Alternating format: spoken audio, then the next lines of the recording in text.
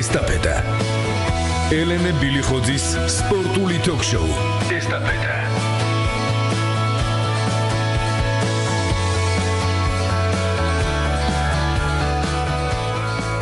მოგესალმებით, ეთერშია სპორტული ток-შოუ ესტაფეტა, მიკროფონთან ელენე ბილიხოძე. წარმოგიდგენთ დღევანდელი ჩვენი გადაცემის სტუმრებს: ხეცურიანი, გიორგი, ცინცაძე და ზურაბ თალაკვაძე.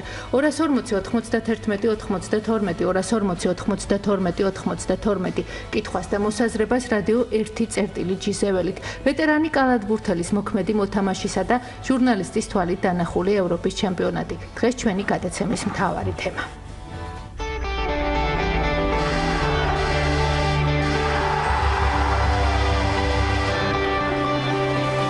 თავარი სპორტული მოვლენების მიმოხილვა, კომენტარი, ანალიზი, მიღწევები და განცდილი მარცხი, მედალი და ხალხის აღიარება. ყველაზე ამაღელვებელი და აზარტული სპორტის სამყარო ელენე ბილიხოძის გადაცემებში. სამუშაო დღეებში 8 საათსა და 5 წუთზე, 9 საათსა და 5 წუთზე, 19 საათსა და 15 წუთზე, 22 საათსა და 20 წუთზე, შაბათ-კვირას 22 საათზე, საზოგადოებრივი რადიოს ეთერში.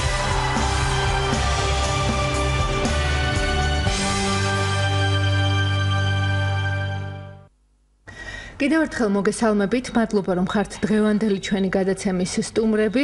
ბატონშიო, მოდი თავდაპირველად თქვენ შეაფასეთ გამგზავრებამდე იყავით ჩვენი სტუდიის სტუმარი და საუბრობდით თქვათ მომავალი ევროპის ჩემპიონატის პერიპეტიებზე. რამდენად გამართლდა თქვენი მოლოდინი და საქართველოს ნაკრების თამაშებზე რა სიტყვით? მოგესალმებით ელენე, მივესალმები რადიო მსმენელს. რა თქმა უნდა, მოლოდინი ჰქონდა უკეთესი შედეგის, თუმცა ბიჭებმა რაც ითამაშეს, საქართველოს ნაკრებმა რა თამაშიც აჩვენა და როგორც ითამაშეს, ეს იყო ძალიან კარგი, ძალიან პოზიტიური ქართული კალათბურთისთვის, მაქსიმალურად იბრძოლეს, მაქსიმალურად ეცადნენ რომ კარგი შედეგისთვის მიაღწიათ, მაგრამ ეს სპორტია და აქ ყველაფერი ხდება. სამწუხაროდ იყო შემთხვევები, როცა არ გაგვიმართლა, იყო რაღაც სუბიექტური და ობიექტური მიზეზები, რის გამოც ვერ შეძლო ნაკრებმა შემდეგ ეტაპზე გასვლა. რა სიტყვით გიორგი, თქვენ რომელი თამაში იყო ყველაზე უფრო რთული საქართველოს ნაკრებისთვის? პირველ რიგში მოგესალმებით, მადლობა მოწვევისთვის. შეიძლება ითქვას, რომ ფიზიკურად ჩვენთვის ყველა თამაში რთული იყო, იმიტომ რომ ძალიან 7-8 კაცზე გადადიოდა ხოლმე ძირითადი დრო, მაგრამ ემოციურად ალბათ ბოლო თამაში იყო ყველაზე რთული, იმიტომ რომ ბოლო წამებზე დავთმეთ ეს მატჩი და ეს იყო მთავარი მატჩი, რომელსაც წყდებოდა გასვლა არ გასვლა და ამიტომ ის ბოლო წამებზე მატჩის ბედი რომ ჩვენთვის სასიხარულოდ გადაწყვეტილიყო, ალბათ შეიძლება წარმატებულად ჩათვლილიყო ეს ევროპის ჩემპიონატი და ყველა გახარებული ყოფილიყო, მაგრამ ის მოხდა რაც მოხდა და ეხლა გავართ თქვენ სტუდიაში. თუმცა ყველანი გახარებულები ვართ, ნამდვილად ეს იყო ის შედეგი, რა თქმა უნდა, უფრო მეც იმსახურებდით, უფრო მეტი შეიძლებოდა, მაგრამ დღეს მიღწეული შედეგიც ნამდვილად მისასალმებელია და თითოეული ჩვენგანი ნამდვილად ხარობს. თითოეული თქვენგანის თავდადებით.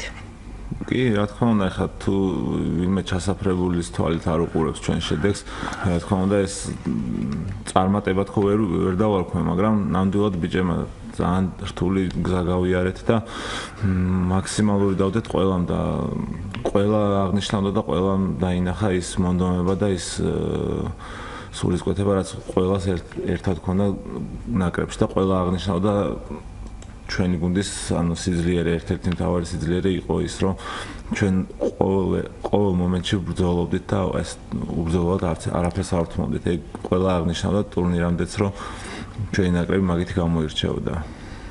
დიახ, ზურა, რა სიტყვით თქვენ? მოგესალმებით პირველ რიგში, მადლობა მოწვევისთვის. ჩემთვის ძალიან მძიმე იყო ყველაფერი ამის გადატანა, იმიტომ რომ არ დაგიმალავთ და ვემზადებოდით, რომ სტამბოლში უნდა გადავსულიყავით ნაკრებთან ერთად. ესეთი გეგმა იყო. დარწმუნებული ვარ ნაკრების ყველა მოთამაშის და ყველა გულშემატკივრის გეგმაც ეს იყო რა. მე ვერაფერს ვერ დავამატებ ახლა იმას, რაც ბიჭებმა ისაუბრეს, მაგრამ ხო გეუბნებით, ძალიან გულდაწყვეტილები ვიყავით, იმიტომ რომ სტამბოლში ჩავედით არა ჩემი ნაკრების თამაშის სანახავად, ხო? და გეგმაში სულ სხვა იყო ელენე, რა თქმა უნდა. ჩვენ გავიზიარეთ ეს სიხარული, რაც მოიტანა ლიტვასთან მოგებამ, უდიდესი ბედნიერება იყო.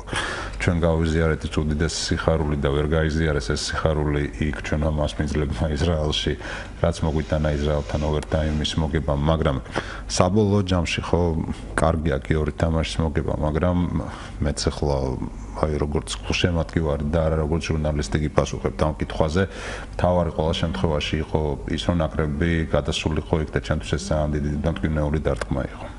ნუ სიმართლე ეს არის. კი ბატონო. ბატონშიო, საკმაოდ ემოციური იყო, ვთქვათ, საქართველოს ნაკრების გამოთიშვისთანავე ზაზაფაჩულიას საკმაოდ ემოციური განცხადებაც და მშვიდობებაც ეს იყო მადლობაც, ერთგვარი ბოდიშიც და გულის ტკივილიც, რომ ვერ შეძლო მან იმ მაქსიმუმის გაკეთება, რაც შეიძლებოდა რომ მიეღწია კონტინენტის პირველობაზე. მე პირველ რიგში ვულოცავ ზაზას ის გუშინ უკვე თბილისის საპატიო მოქალაქე გახდა, ეს საკმაოდ დიდი აღიარება, მას არ აკლია ჯილდოები, მაგრამ მაინც რა სიტყვით თქვენთვის მეგობრისთვის და უახლოესი ადამიანისთვის რამდენად რთული იყო აი ამ წერილის ვთქვათ წაკითხვაც და პირველ რიგში ვიტყოდი რომ უბრალოდ კალათბურთის გულშემატკივრისთვის რა თქმა უნდა გულდასაწყვეტი იყო და რთული იყო ეს რა თქმა უნდა უფრო ემოციური იყო კიდევ უფრო მეტი ემოცია იყო როგორც მეგობრისთვის რაც შეეხება თვითონ ზაზას განცხადებას ნამდვილად ეს მან გააკეთა ეს განცხადება აბსოლუტურად გააზრებულად დაწერა კიდევ თავის განცხადებაში რომ ძალიან უნდა უფრო კარგად წასულიყო, უფრო კარგი შედეგის ჩვენების შემდეგ წასულიყო, მაგრამ სამწუხაროდ როგორც აღნიშნეთ, მოხდა ის რაც მოხდა, ვერ მოახერხეთ გუნდიდან გასვლა. ძალიან ბევრი დაიწერა ზაზას თამაშზე, აუცილებლად მინდა აღნიშნო, რომ ზაზამ ფაქტურად ტრავმირებულმა ითამაშა ეს თამაშები, დაემთხვა ის პერიოდი, რომ მისი მეუღლე ორსულად იყო ზუსტად იტალიის თამაშის წინ გაჩნდა პატარა ბაჩულია, კიდევ ერთი ნუცა, აქედანაც კიდევ ერთხელ ვლოცავ ზაზას და მის ოჯახს ამ ფაქტს და ზაზამ დაწერა და აუცილებლად მინდა გავიზარდოს, მან ყველაფერი გააკეთა იმისთვის, რომ გუნდს უკეთესი შედეგი ეჩვენებინა, საქართველოს ნაკრებს უკეთესი შედეგი ქონოდა, მაგრამ მოხდა, რომ ეს ვერ მოხერხდა და მხოლოდ საქართველოს ნაკრებმა ღირსეული თამაშით დაგვამახსოვრა ეს ევროპის ჩემპიონატი. აუცილებლად მინდა აღვნიშნო, საქართველოს ნაკრები ამ ევროპის ჩემპიონატზე და მის წინა ამხანაგურ თამაშებზე მსოფლიო გრანდებს ეთამაშა თორსწორად. რაც ძალიან მნიშვნელოვანია და ძალიან დიდი წარმატება არის ჩვენი ნაკრების და იმ ბიჭების, რომელიც ამ ნაკრებში თამაშობდა. ძალიან ხშირად წერდა გიორგი გულშემატკივარიც თქვა სოციალურ ქსელში, რომ ხომ არ გადაიღალა ჩვენი ნაკრები აი ამ ემოციით, ამ წარმატებით, ამდენი თამაშით. იყო თქვათ ეს ფაქტორიც რაღაც ეტაპზე მაინც. მოგეხსენებათ, ანუ წინასწარ აღნიშნა, რომ საკმაოდ ცოტა მოთამაშეზე გადაიარა ფაქტიურად ამ ტურნირმა. მაგრამ სიმართლე გითხრათ, ანუ დავიღალეთ უკვე, როდესაც ყველაფერი მორჩა. ანუ პროცესში დაღლას ვერ გზნობ, იმიტომ რომ იმდენად ემოციური პერიოდი არის. ელოდ თამაში მორჩება თუ არა ელოდების შემდეგ თამაშს. ფაქტობრივად ღამეები არ გძნობს, რომ გინდა რომ მალე მოვიდეს ის თამაშიც და ანუ დაღლას ამ ემოციურ ფონზე ვერ გზნობ. უკვე ყველაფერი რომ მორჩა, აი მაგ დროს ეგრევე მივხვდით, რომ აი დავიყალეთ. და უკვე აი მაგ დროს იგზენით ის დაღლას, ის ტკივილებიც, ის ყველაფერი და მაგ დროს გავაანალიზეთ, თორემ თვითონ პერიოდში რა თქმა უნდა იყო, როგორც შიომ აღნიშნა, ზაზას ჰქონდა ტრავმა ტურნირამდე, ფაქტიურად რისკის ქვეშ იყო მისი თამაშიც, ჩემი ფეხის ტრავმაც მოგეხსენებათ როგორ იყო და იყო იქ მიკრო ტრავმები ხარ რაც რო არ ჩავთავოთ ყოველ თამაში ვინ რას იტკენს მაგი უკვე იქ ექიმები რა თქმა უნდა სასწაულებს აკეთებენ სასწაული ბიჭები არიან სამივე ვინც იყო და კიდე ერთი სამწუხაროდ ვერ წამოვიდა ჩვენთან ერთად არანორმალურად დიდ შრომას აკეთებენ ჩვენი ექიმები და თუ ვინმე მოედანზე დგას და ანუ ხალხს გონია რომ ჯანმრთელები არიან ეს ძალიან დიდი დამსახურება იმ ექიმების შტაბის ვინც ჩვენ ნაკრებში არიან. თქვენთვის საკმაოდ რთული იყო ამ ტრამვირებული ფეხით თამაში, როგორ გარისკეთ? თუ არც გიფიქრიათ თქვა ამ რისკზე, იმიტომ რომ შეიძლებოდა უფრო მეტად გართულებული იყო ნამდვილად იყო შანსი რომ შეიძლება უარესი ტრავმაც მომსვლოდა, იმიტომ რომ კოჭის გადაბრუნების დროს იქ მყესები და კუნთები ყველაფერი ცოტა დასლაბებული არის და ანუ ტრამვის გამეორების შემთხვევაში არის საშიშროება, რომ უფროძლიერად დაიზიანო, მაგრამ არ ვფიქრობდი შეიძლება ითქვას და ალბათ ჩემ ადგილას არც არავინ არ იფიქრებდა, იმიტომ რომ გუნდის ერთ-ერთი წამყვანი მოთამაშე ვიყავი და მინდოდა რომ ბიჭების გვერდში ყოფილიყავი და არ ვიცი, დავხმარებოდი რითიც შემეძლო. Ну, რა თქმა უნდა, მე ჩემი მიზანი არ ყოფილა და არც არავისთვის არ დამიძალებია ჩემი თამაში, პირველ რიგში ჩემი მონდომება იყო და სურვილი იყო და შემდეგ უკვე სხვისი გადასაწყვეტი იყო მე რამდენს ვითამაშებდი, როგორ ვითამაშებდი, მე უბრალოდ გამოვთქვი სურვილი და ეგ იყო და ეგ. დიახ, ბატონო, რამდენად რთული იყო, როდესაც უკვე ვთქვათ, გულშემატკივრის თვალით ადევნებდით იმ გადამწყვეტ შეხვედრას, სადაც ფაქტურად თითოეული ჩვენგანის ბედი იყო დამოკიდებული. ძალიან რთული იყო, რა თქმა უნდა, ეს თამაში, მithumetes ისეთი თამაში, როგორც მიმდინარეობდა ქულა-ქულაში ბოლო წამებამდე, იყო პერიოდი, როცა ჩვენი გუნდი ჩამორჩა 10 ქულით, მაგრამ მოახერხა გუნდმა და ეს ჩამორჩენა ამოქაჩეს და უკვე გათანაბრდა თამაში და გიორგიმ აღნიშნა, რომ ბოლო წამებზე გადაწყდა ეს თამაშის ბედი. რთულია, როცა უყურებ თამაშს, რთულია, როცა ხვდები, რომ ერთი ჩაგდებული ბურთით შეგიძლია უკვე გახვიდე შემდეგ ეტაპზე და ამის შანსი სამჯერ მოგვეცა ბოლო ერთ წუთში. სამწუხაროდ ვერ მოახერხეთ ბურთის ჩაგდება, მაგრამ ემოციურადაც ყველა იქ ყოფისთვის და ზუსტად ვიცი ტელემაყურებლისთვისაც ძალიან რთული იყო ამის ყურება და გიორგი მაგაშა ბოლოს მომორჩა ყველაფერი დავიღალეთ და დარწმუნება ძალიან დაღლდები იქნებოდა როგორც ემოციურად ისე ფიზიკურად და ზუსტად მაშინ უკვე როცა ეს მორჩა ყველაფერი ამ ემოციურმა დაღლდობამ და ფიზიკურმა დაღლდობამ მაშინ გამოიჩინა თავი.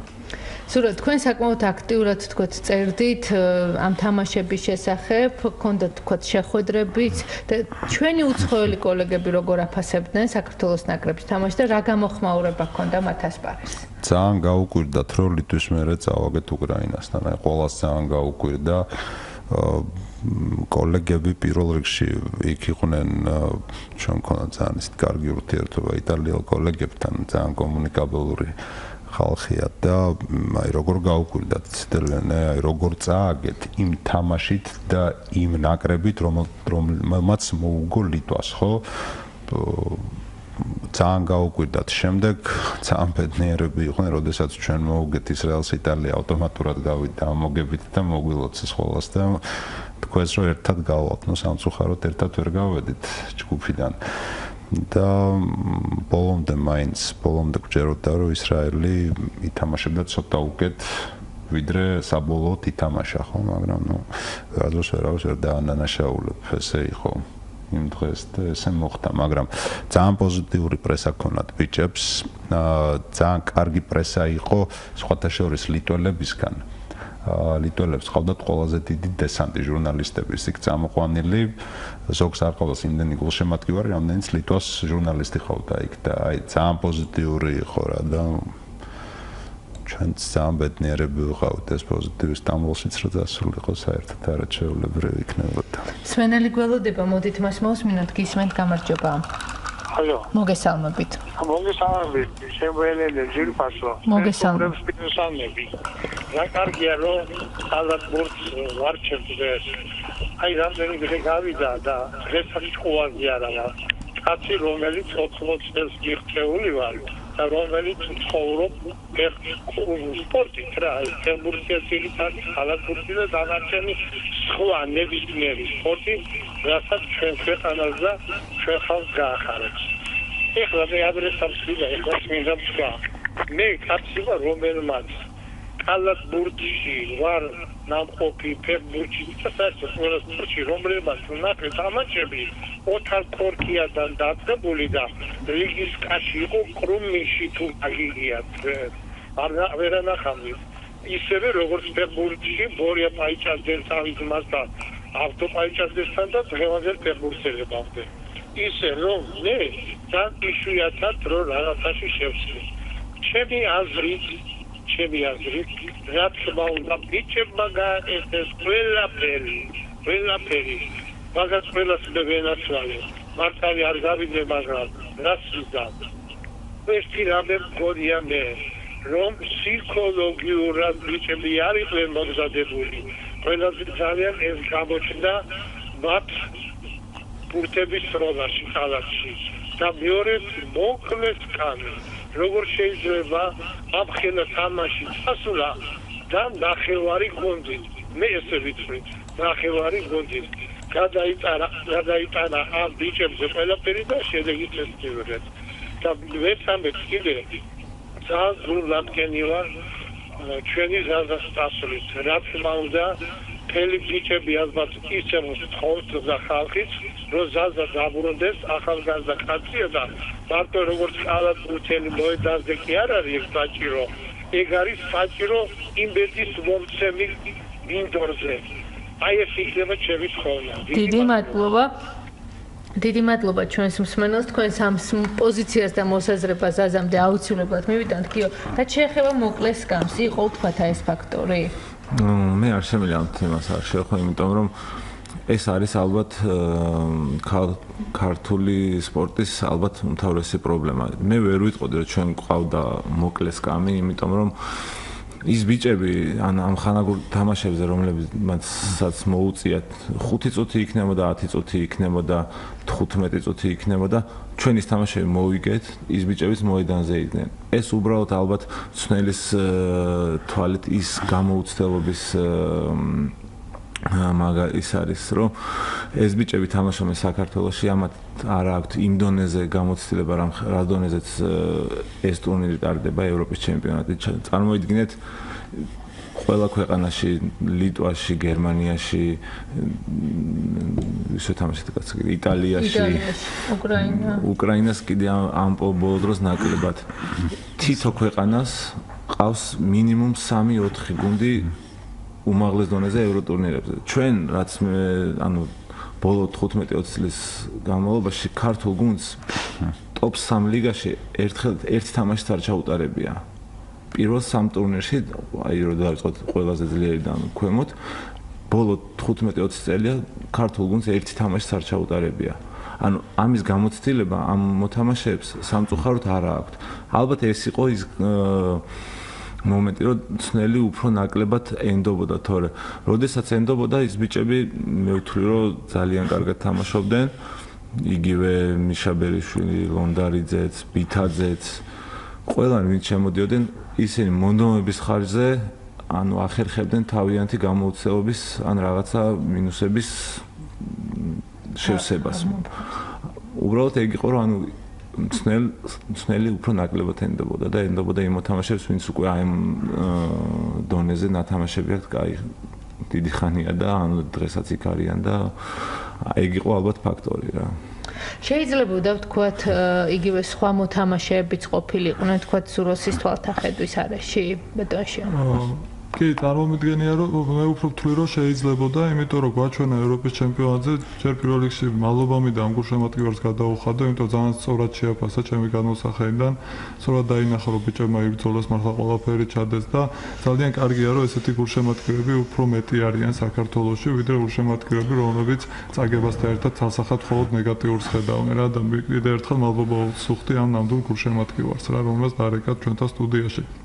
რაც შეეხება მოხდრილიყვნენ თუ არა სხვა მოთამაშეები ცნელის თვალთახედვაში ალბათ გვაჩვენა ევროპის ჩემპიონატმა რომ გურუზურს უნდა არჩია ისეთი ადამიანი ვისაც რამოდენიმე წუთი მაინც ათამაშებდა რა გამოცდილები იქნებოდნენ ეს თუ გამოუცდელები მნიშვნელობა არ აქვს მოკლეს კამი ფაქტია რომ პრობლემა იყო ამ ჩემპიონატში ჩვენთვის ტემპი დღეს როგორც კალათბურთში არსებობს და ბევრად უფრო აჩქარდა კალათბურთი ბევრად უფრო მობილური გახდა და უფრო რაღაც სტრაფი კალათბურთი გახდა საერთოდ სოფლიოში ფაქტია რომ 7 კალათბურთელი ამას ვერ გაუწევს მით უმეტეს ამ 7 კალათბურთელი და როცა აგერ გიორგის ფეხი ფაქტიურად სალიფეხი თამაშობდა ადამიანი ზადაც ტრავმა აწუხებდა ვერ გაუძლეს ბიჭებმა შეიძლება ითქვას ფიზიკურ დატვირთვაც ძიმე იყო მათთვის არ ვიცი ან იგივე რაზეც გიორგი ახსენებს მეტად უნდა დავმოდა და ეს მეტი რისკი იყო მე არ მინდა არაცა შემთხვევაში ზუროსი გავაკრიტიკო იმიტომ რომ მესმის მისი რომ გამოცდილ ბიჭებს ენდო გამოცდილ მოთამაშეებს ენდო მაგრამ ფაქტია რომ ან სხვა კალათბურთელები უნდა შეერჩია შეცვლისთვის, ან იგივე კალათბურთელებისთვის მეტი დობა უნდა გამოეცხადებინა. 7 კალათბურთელით ძნელია ევროპის ჩემპიონატზე ესეთ მასშტაბურ ტურნირზე ასპარეზობა და დიდი წარმატებაზე ფიქრე. კлоუსმენელი გველოდება გისმენთ გამარჯობა. გისმენთ. მშვიდობა ქალბატონელი. მოგესალმებით. მივესალმებით სტუმრებს. გიორგის უსურვებ მალე გამოჩენილებას, სრულ გამოჩენილებას და ველოცავ კიდევ ვისეულად ჩატარებულ ფორმას, ჩატარებულ თამაშებს. ლაპარაკობ გულშემატკივრის პოზიციიდან და როგორც გულშემატკივარი, ხო? აი თავაწეული ვარ, ვისებით სასე რომ ჩვენმა ბიჭებმა თავი დადეს და არათუ შეგვაწყინეს, არამედ გვასახელეს და რაც გულშემატკივარს უნდა ის ხელვა, ის ხანუგა რო ვიყავით და ძალიან ძაფრი რო იყო როგორც ტრილერი რა თამაში, აი ამან ძალიან არის ძალიან კმაყოფილი ვართ და მინდა გიორგის კითხვა ერთი შეკითხვა მაქვს გიორგისთან. შეიძლება? დიახ, ბრძანეთ ბატონო. ხო, გიორგი, აი თქვენ როდესაც გამოდიოდით უკრაინის შეხვედრის წინ, თქვენ აი ბიჭებს კიდუცნოს, აი შინაგანად როგორი განწყობა ჰქონდათ, რომ შედარებით იოლი თამაში იქნება თუ აი ძალიან ძაფრი და ისეთი ბრძოლა მოგიწევდათ ახლა ლიტვასთან არა, მაგრამ მაინც ალბათ რაღაც იყო ესეთი რაღაცა, მაგრამ უკრაინელებს გაუმართლათ თავისთავად. აი ამ თქვენი განწყობის შესახებ აი თამაშის წინ. დიდი მადლობა. კიდევ ერთი მსმენელი და შემდეგ ორივე რადიო მსმენელს ერთად უპასუხოთ. გისმენთ გამარჯობა. ალო, მოგესალმებით. საღამოშვიდობისა. მე მინდა უთხრათ თქვენ სტუმრებს, რომ არავითარ შემთხვევაში თქვენ არ გჭირდებათ ეს რაღაც თავის მართლების პოზიციაში და ცოტა ისე იცით თავჩაღუნული, ჩვენ გვეამაყებით, ჩვენ ძალიან გვიყვარხართ და ბოლომდე თქვენი გულშემატკივრები ვართ, ძალიან გვიყვარხართ. ასე რომ ამ ერთ დამარცხებას 10,000 გამარჯობა მოყვება, ამაში ვართ აბსოლუტურად დარწმუნებული. ძალიან დიდი მადლობა, ნახვამდის. დიდი მადლობა ჩვენს მსმენელებს. საკმაოდ ემოციურია რა თქმა უნდა ეს გულშემატკივრის პოზიციაც და მოდით უკრაინასთან შეხვედრაზე გკითხათ ჩვენმა მსმენელმა. პირველ რიგში არ შემიძლია აღნიშნოს ბოლოს სტუმარი, რომელიც საკმაოდ ემოციურად აღნიშნა თავის ჩართვა და მადლობა მინდა გადავხადო. რაც შეიძლება უკრაინასთან მატჩ არ ამგონია რომ რომელიმე მოთამაშე გასულიყო მოედანზე იმ აზრით რომ ჩვენ თამაში მოგებული გვაქვს და დამიჯერეთ რომ ანუ ჩვენი სტატუსი ესე ვთქვათ კალათბურთ ნაკრების არ გვაძლევს იმის საშუალებას რომ რომელიმე გუნდთან გახვიდე ევროპის ჩემპიონატზე და თქვა რომ ამათ 100%-ით მოუგებთ. ამიტომ ჩვენ ყველა თამაშზე გავდიოდით მოსაგებად, მოტივირებულები, უბრალოდ ის დღე არ იყო ჩვენთვის იღბლიანი. დარწმუნებული ვარ, რომ არ ვიცი, 10 ჯერ რო შეხვდეთ იმ გუნდს, კიდევ 9 ჯერ მინიმუმ მაინც მოუგებთ. იმ ერთ შანსსაც დავტოვებ, რომ ისინი მოუგებენ. ამიტომ ის დღე ხდება ეგეთი რაღაცეები რა. სპორტია და ანუ ესე როგორც ფურცელზე წერია, ყოველთვის რო ეგრე დამთავრდეს, დამიჯერეთ არ იქნებოდა საინტერესო სპორტი საერთოდ. რა სიტყვით იგივე ამ უკრაინასთან შეხვედრაზე ბატონში თქვენ აი დავეთანხმები გიორგის რა აბსოლუტურად ნამდვილად ობიექტურად ძლიერი გუნდი ვართ ვიდრე უკრაინა, მაგრამ ეს იყო დღე, როდესაც უკრაინამ გვაჯობა. ასევე ვიტყოდი რომ ეხლა თუ ობიექტურად შევხედოთ, ლიტვა ჩვენზე ძლიერი გუნდი არის რა, მაგრამ გავიდნენ ბიჭები იმ დღეს და მოუგეს ლიტვას. ამიტომ ხდება რა ყველაფერი და ესეც ფაქტია, რომ იმ დღეს უკრაინამ გვაჯობა თამაშით და მოიგო ეს თამაში. ზურა. ისო და ისო სოროს უკავშირდება ყველაფერი რა. მე პირველ რიგში ისო და ისო აი გიოს დავეთანხმები, ძალიან დიდი მადლობა, ძალიან ემოციური და სასიამოვნო იყო გულშემატკივრების არები, რომლებიც შემოვიდა ეთერში. ძალიან სასიამოვნო, როდესაც საღად და მართლა პატრიოტულად აფასებენ გულშემატკივრები ჩვენი ნაკრების გამოსვლას და არა ემოციურად და დიდი ნეგატივით, ხო? ჩვენზე ძლიერებით აგებენ და ჩვენზე სუსტებით აგებენ, ხო? ყოველთვის ვერავინ ვერ იგებს. პირველმა dream team-მა წააგო სტუდენტებთან, სანამ dream team-ი გახდა, მაგრამ ხო გახდა მე dream team-ი, ასე რომ ყველაფერი ხდება სპორტში რა. უკრაინას ძლიერები ვიყავით, მაგრამ იმ თამაში უკრაინას უფრო გაუმართლა. კлоუსმენელები არიან ხაზზე, გისმენთ გამარჯობა. გისმენთ. მოგესალმებით. ალო, მე ვარ. დიახ, გისმენთ ბატონო. მე ვარ ხაზზე. გისმენთ ბატონო. გამარჯობათ, მოგესალმებით, მივესალმებით თქვენ სტუმრებს. მოგესალმებით. მე ჩემი აზრი მინდა ძალიან მოკლედ თქვა.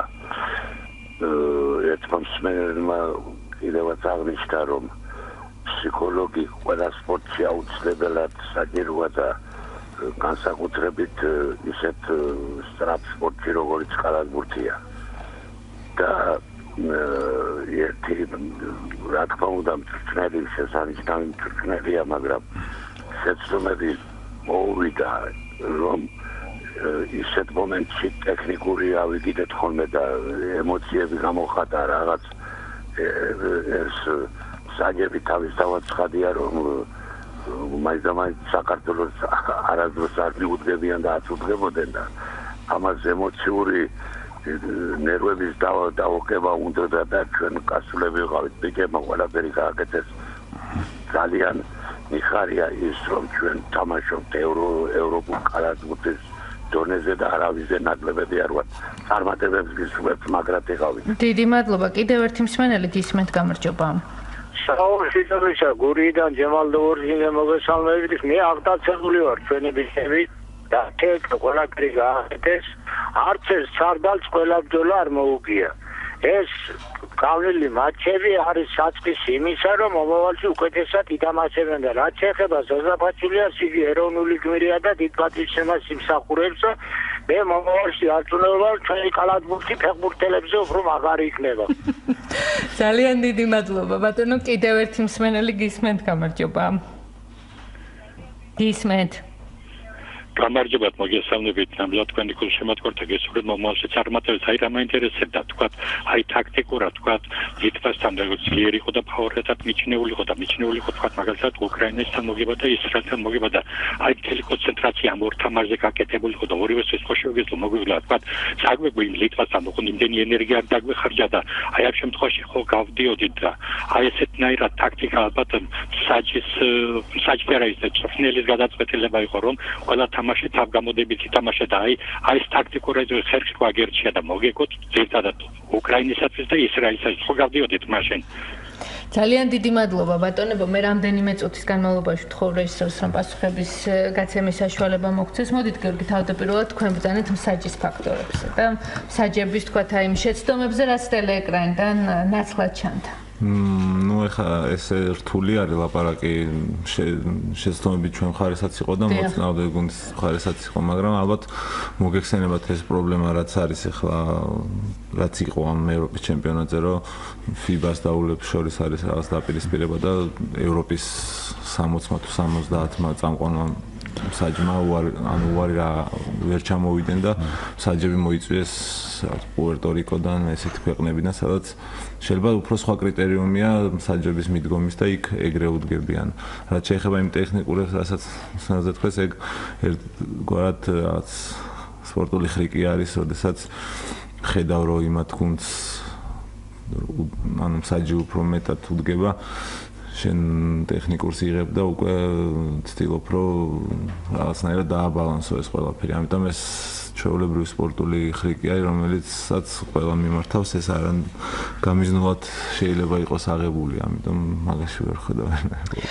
ბატონო, აი როგორ ფიქრობთ თქვენ იგივე ჩვენი მსმენელის ერთ-ერთი მოსაზრება, რომ წაგვეგო ვთქვათ პირველი მატჩი და შემდეგ გადაგვენაწილებინა ეს შეხვედრები. რა თქმა უნდა, რთულია ესე შეკვეთით მოგება-წაგებაზე საუბარი, მაგრამ მაინც რა გითხრათ ახლა, როცა შედეგი ვიცით, შემდეგ ცოტა მარტივია საუბარი, მაგრამ ნუ ლიტვასთან როცა გაქვს მოგების შანსი, მე მგონი ყველაფერი უნდა გააკეთო იმისთვის, რომ ლიტვას მოუგო.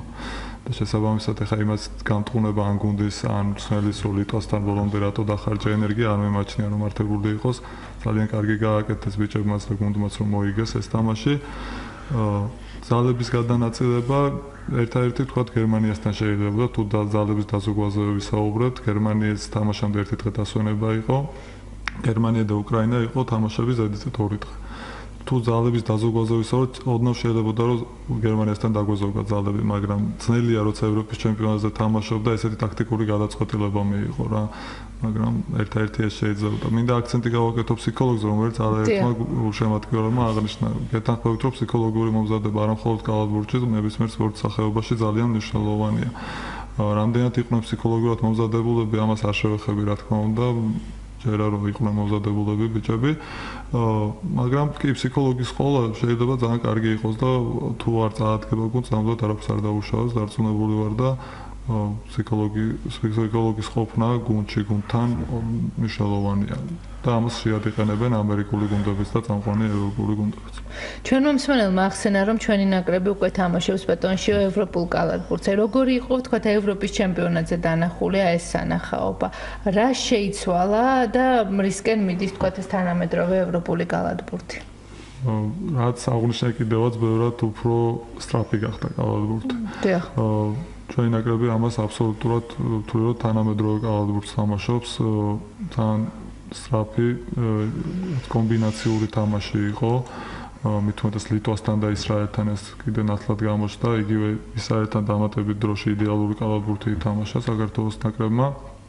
იტყოდი, რომ იტალიასთან ძალიან კარგი კალათბურთია ჩვენმა ნაკრებმა და ეს მართლა გამართლება იყო უკვე იტალიასთან წაგებული თამაში. შეიცვალა ბევრი რამ კალათბურთში, რა თუ ადრე უფრო აქცენტი კეთდებოდა, რომ ბურთი მიდიოდა ნელი გათამაშება და ძირითადად ცენტრიდან და შიგნიდან იხსნებოდა კალათბურთი, დღეს უფრო სამიანებზე არის აქცენტი, უფრო სწრაფ კალათბურთზე აქცენტი და ნაკრებმა ვთვლი, რომ შეძლო ამ კალათბურთზე გადაწყობა, მიუხედავად იმისა, რომ ეს ბირთვი, რომელიც დღეს ნაკრებში არის, ფაქტობრივად 15 წელიწადია მოდის და ზუსტად იმ კალათბურთს თამაშობდა, რასაც შედარებით ნელი კალათბურთი იყო და უფრო ცენტრზე და 4 ნომერზე იყო აქცენტი, დღეს ნაკრებმა შეძლო ის, რომ უფრო გახსნილი არის თამაში, უფრო გარედან არის თამაში და რა თქმა უნდა საჭიროების შემთხვევაშიც არის შესწავლები, რასაც თორნიკე, ზაზა, გიორგი, შემადინი ძალიან კარგად ახერხებდნენ ბარის ქვეშ. მოდით ჩვენი ლეგიონერის შესახებაც თქვათ, ზურა. აუცილებლად. პირველ რიგში ჩვენს მიულოცეთ, როდესაც დამთავრდა იტალიასთან შეხვედრა პრესკონფერენციაზე, დავარღვიეთ რეგლამენტი და სანამ დაიწყებდა დიქსონი თავის სპიჩს, თავის გამოსვლას, ჩვენ მოვითხოვეთ სიტყვა და მიულოცეთ არა მარტო იქ მყოფი ქართველი ჟურნალისტების და გულშემატკივრების სახელით, მთელი საქართველოს სახელით ის თავდადებული და მართლა აი გულით და ტოლვით ნაჩვენები კალათბურთი, რაც დიქსონმა იქ ითამაშა, მგონი ბიჭები დამეთანხმებიან ამაში.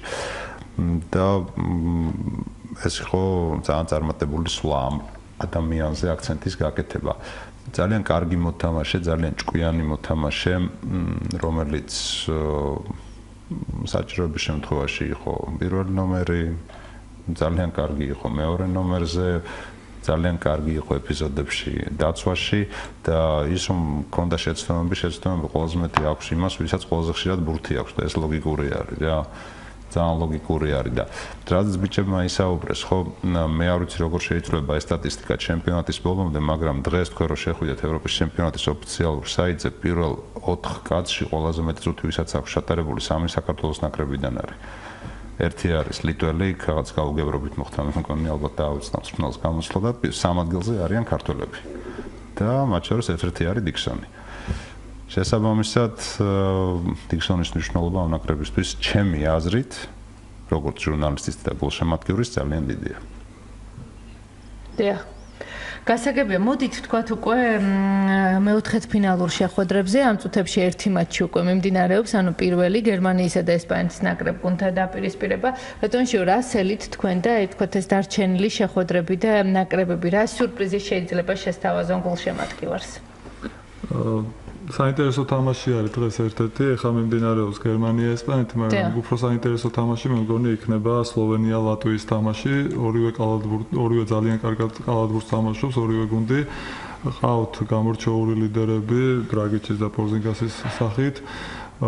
რა გითხრათ, მე ველოდები, რომ ეს ორივე გუნდი ერთ-ერთი აღმოჩენა იქნება კალათბურთისთვის. მაინც ჯერა რომ სლოვენია უფრო შორსავა და ვიტყოდი, რომ დიდი შანსია, რომ სლოვენიამ ეს ჩემპიონატი მოიგოს. რა თქმა უნდა, ესპანეთთან ერთად. ზურაბ ჯანეთ. ზურაბ ჯანე რა გითხარი სანამ სტუდიაში ავიდე. ხო, გიორგი მითხრა, რომ გერმანია პრობლემებს შეუქმნიდა ესპანეთს. ხო, თავიდან ხო საჩუქურთო ანგარიში აქვს მოსუგებს ახლა. ჩალტოლ 1 სეტი მოუგო გერმანიამ და ესპანეთი აკრიფოს. ნუ მაშინ გავცით უკვე სხვა სახეობაში გადავდივარ. უკვე პრობლემა არის. ყველაზე სწორ და თავისუფალ კალათბურთს თამაშობს ესპანეთი, რომელსაც ყავს ორი შემადგენლობა და ესპანეთის მეორე ხუთეული არის გაცლებთ უკეთესი ვიდრე მეოთხედფინალში გასული ზოგი გუნდის სასტარტო ხუთეული, ასე რომ ესპანეთი უმატებს ისე როგორც უნდა. ყველაზე ლამაზ კალათბურთს ჩემი აზრით თამაშობს ლატვია, რუსეთი და სლოვენია. აი ულამაზეს კალათბურთს თამაშობს სამივე ნაკრები. უბრალოდ რომ სარგულშემატკივრობდე უყურებდე სიამოვნებას იღებ. ერთი წამი ბურთს არ აჩერებენ. შეიძლება რისკის დონე ცოტა მაღალზე არის ვიდრე სხვა ნაკრებებში, რომლებიც უფრო მშვიდ და მიწაზე დაშვებულ კალათბურთს თამაშობენ, მაგრამ მე ეს სამი მომწონს ლატვია, რუსეთი, სლოვენია. ძალიან გიორგი, რატომ გაქვთ ეს განცდა, რომ დღეს თქვა იქნება გერმანიის ნაკრების? ხო, რატომ გაქვს ეგეთი განცდა? რავი, აბა შეიძლება იქიდან გამომდინარე, რომ ჩვენ მოგვიგეს და მინდა რომ უფრო წინ წავიდნენ. მაგრამ ანუ რეალურად რო შეხედოთ, ძალიან კარგი გუნდი არის, საკმაოდ ახალგაზრდა გუნდი არის. მე მგონი ერთ-ერთი ყველაზე ასაკით ყველაზე პატარები არიან ამ თელ ჩემპიონატზე. და მინდა რომ სლოვენია რა თქმა უნდა იგორ გოგოშკოვის გუნდი რომელიც ჩვენ ნაკრებში 8 წელი იყო და მთელი სული და გულით გულშემატკივრობ მას. იგივე ხვალინდელი მატჩებით საკმაოდ საინტერესო ექნება საბერძნეთი რუსეთი. ჩემი პირადი მოსაზრებით ანუ რუსეთი და სერბეთი იოლად მოიგებენ. მაგრამ უფრო მგონია რომ საბერძნეთი უფრო გაუწევს წინააღმდეგობას ვიდრე იტალია სერბეთს. ბეტონშიო, რა სიტყვით ხვალინდელურ შეხვედრაზე? მე გიორგისგან განსხვავებული აზრი მექნება, უბრალოდ სურვილი მექნება რომ საბერძნეთმა და იტალიამ მოიგოს. თუნდაც იმიტომ რომ დამტკიცეს მაგრამ დამტკიცეს რომ იტალია ძლიერი გუნდია და რომელსაც ჩვენ სწორად ვეთამაშებთ, ფავორიტები რა თქმა უნდა რუსეთი და სერბეთი არის. ზურაბ მე გულშემატკივრობ ყველას ვინც ლამაზ კალათბურთს თამაშობს მას შემდეგ რაც საქართველოს დადოვა ტურნირის შესაბამისად ამ 4-ში ვინც მეორე დღეს თამაშებში არის ყველაზე ლამაზ კალათბურთს თამაშობს რუსეთი მაგრამ ეს არ ნიშნავს რომ რუსეთი გარანტირებულად შემდეგ ეტაპზეა არ არის გარანტირებულად ჩვენ ნახეთ რა გააკეთა საბერძნეთმა რომელიც წლივს გავიდა ჯგუფიდან და მოუგო ლიტვას რომელიც შვიდად გახდა ჩვენი ჯგუფის გამარჯვებული შესაბამისად საბერძნეთის კვალიფიკაცია და ძალიან ღრმა შემადგენლობა ძალიან ღრმა გაცილებით ღრმა ვიდრე რუსეთის ნაკრების სადაც ყველაფერი არის ორ ნახევარ ადამიანზე დამოკიდებული შეიძლება იყოს გადამწყვეტი და იგივე ვთქვათ ძალიან ბევრი არაპროგნოზირებადი შედეგით დაფიქსირდა გიორგი რატომ იმიტომ რომ ეს არის ევროპის ჩემპიონატი და დამინჯერეთ რომ ეს ევროპაში აღარ არის უკვე ისეთი დონე, მით უმეტეს აი A დივიზიონში რომელსაც ჩვენ თამაშობთ, აღარ არის ისეთი დონე რომ გამორჩეულად რომელიღაცა გუნდს აქვს უპირატესობა რომელიღაც გუნდს საკმაოდ თანაბარი დონე არის და ყველა გუნდს შეუძლია ბრძოლათან მით უმეტეს ესეთ თამაში როდესაც ერთი თამაში არის გადამწყვეტი სადაც ფსიქოლოგიაც მოქმედებს, შემადგენლობაც მოქმედებს, ის დღე როგორ ადგები, იმ დღეს დილას როგორ გაიღვიძებ, ეგ ყველაფერი მოქმედებს. ამიტომ 40 წუთი არის, 40 წუთის განმავლობაში ყველაფერი შეიძლება მოხდეს. ამიტომ ეს შედეგების მაქედან არის გამომდინარე.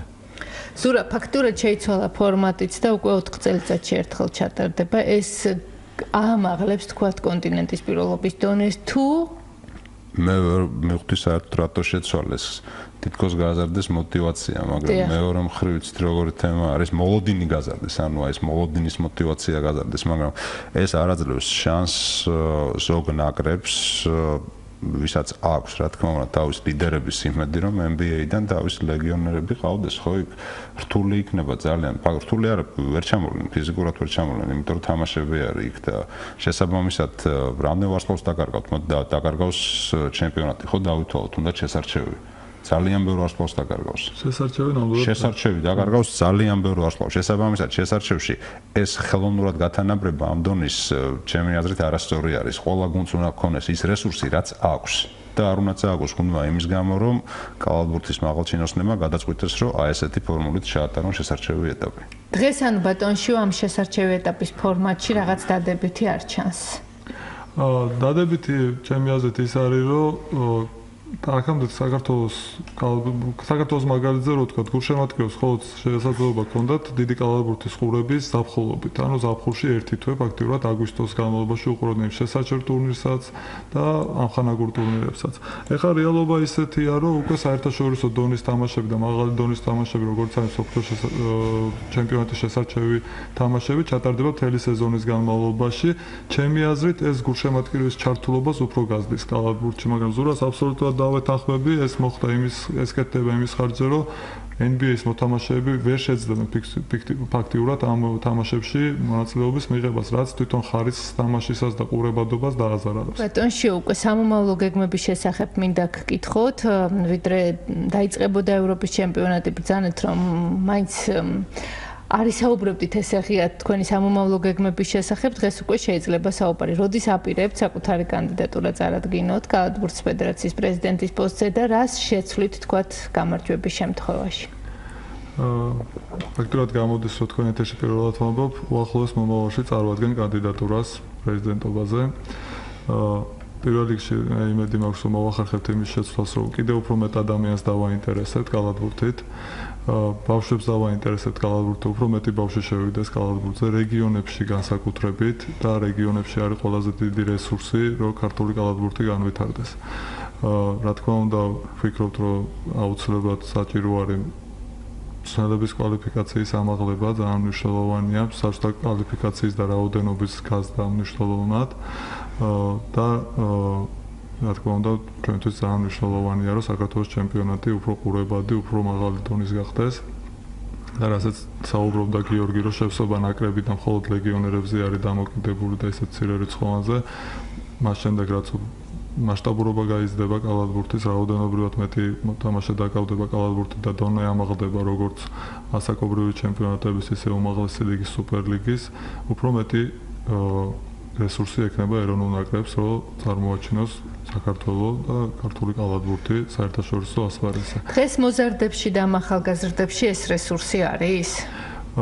სამწუხაროდ უნდა ვთქვათ, რომ დღეს მოზარდებში ახალგაზრდა კალათბურთელებში ისეთი რესურსი არ ჩანს, როგორც თავმოთ ვიტყვის ოქროს თაობა იყო, მათ შორის გიორგი, ზაზა, მანო, ვიკა, სანიკიძე, რომლებაც ეს კალათბურთი ამ დონეზე მოიყვანეს. კი, გამოჩნდა თორნიკე შენგელია, რომელიც უკვე ღირსეულად ჩაჯდა ამ გუნდში, დუდა სანაძე, იგივე ბექა ბურჯანაძე და გიორგი შერმადინი, მაგრამ ახალ თაობაში სულ რამოდენიმე ბავშვი ჩანს, რომელიც შეიძლება პერსპექტიული ჩავთვალოთ და იმ დონეს მიაღწიოს, რასაც ამ ბიჭებმა მიაღწიეს და ამ ბიჭებმა ძალიან ბევრი შეძლეს საქართველოსთვის. ნაკრები მიიყვანეს იქ, რომ დღეს საქართველოს ნაკრები ერთ-ერთი ანგარიშგასაწევი ძალა არის სოფლიო კალათბურთში და მით უმეტეს ევროპის კალათბურთში.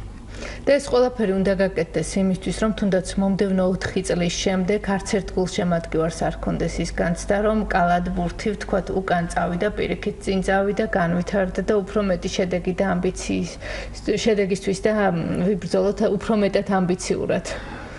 მეც კალათბურთში ჩართულ ყველა ადამიანს და დარწმუნებული ვარ, გულშემატკივარსაც ძალიან კარგად ესმის. ის თაობა, რომელიც ეხა თამაშობს, ეს ძირითადი ბირთვი, ჩანაცვლება არ იქნება მარტივი.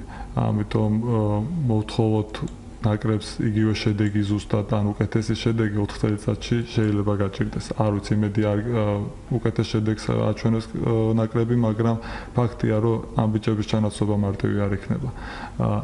შესაბამისად, ჩვენ უნდა ვეცადოთ, რომ ქართული კალათბურთი განვითარდეს სწორი გზით. და იქნება ეს 4 წელიწადში თუ 6 წელიწადში, შემდეგ ქართული კალათბურთმა უნდა მიაღწიოს უკეთეს შედეგს, მთლიანად კალათბურთმა და რა თქმა უნდა, ნაკრები არის თავარი სახე, ერთ-ერთი თავარი სახე კალათბურთის წარმატების ქვეყანაში. შესაბამისად, ყველაფერი უნდა გაკეთდეს იმისთვის, რომ გარკვეული პერიოდის შემდეგ ნაკრებმა მიიღოს ის რესურსი, რომ მას აჩვენოს უკეთესი შედეგი. და სრულდება ჩვენი გადაცემა და ბოლო კითხვა თქვენ რას ეტყვით იმ გულშემატკივარს, ვინც წლების განმავლობაში მხოლოდ და მხოლოდ თქვენი ეროვნული ნაკრების და საერთოდ ქართული კალათბურთის კომაგი იყო და რჩება, ბუნებრივია. ნამდვილად ეს ხალხი არის მთავარი мотиваცია იმისი, რომ ჩამოდიხარ საქართველოში და თამაშობ ნაკრებში 15 წელი და მართლაც ენით აუღწერელი გზნობა არის, როდესაც გამოდიხარ სავსე სპორტის სასახლეში და ტაჟს გიკრავს ამდენი ხალხი და თუნდაც რაღაც წარუმატებლობის შემდეგ, რაღაც მოგებული თამაშის შემდეგ გამოდიხარ და ყველა რო გესალმება, რაღაც დადებიც გეუნება, თუნდაც უარყოფით, მაგრამ აი ეს არის თავარი მოტივატორი შენი რომ ჩამოხვიდე ნაკრებში და 15 წელი ითამაშე ნაკრებში. ამიტომ გიყვარდეთ კალათბურთი და ქართველებს ნამდვილად გიყვარს კალათბურთი, ამიტომ ქართულ კალათბურთს უსურებ უმაღლესი მიზნების მიღწევას და რაღაც დიდ წარმატებას. ძალიან დიდი მადლობა ამ საინტერესო საუბრისთვის, მადლობა რომ იყავით დღეს ჩვენი გადაცემის სტუმრები. მე კიდევ ერთხელ შევახსენებ ჩვენს მსმენელს, რომ ამ წუთებში გერმანიისა და ესპანეთის ნაკრები გუნდები ერთმანეთის წინააღმდეგ თამაშობენ. საზოგადოებრივი მაუწყებლის პირველი არხი შეხვედრის ტელერეპორტაჟს პირდაპირ ეთერში გთავაზობთ. ალღაზე 109 კი თქვენ ამ მატჩის პირდაპირ რადიო რეპორტაჟს ისმენთ, ასე რომ დაველოდოთ და ვნახოთ თუ როგორ განვითარდება მოვლენები და ვინ გახდება ევროპის ჩემპიონატის პირველი ნახევარფინალისტი. მე უკვე 22 საათსა და 20 წუთამდე გემშვიდობებით ამ დროს დღის სპორტის ახალი ამბების შესახებ ვისაუბრებ და აქვე გეტყვით, რომ ბაადურ ჯობავამ მსოფლიო თასის გათამაშების მეოთხე წრის პირველი პარტია ყაიმით დაასრულა, ხვალ ის უკვე თეთრი ფერის ფიგურებით ითამაშებს და იმედია შეძლებს კიდევ ერთხელ გაგვახაროს და გავიდეს შემდგომ ეტაპზე.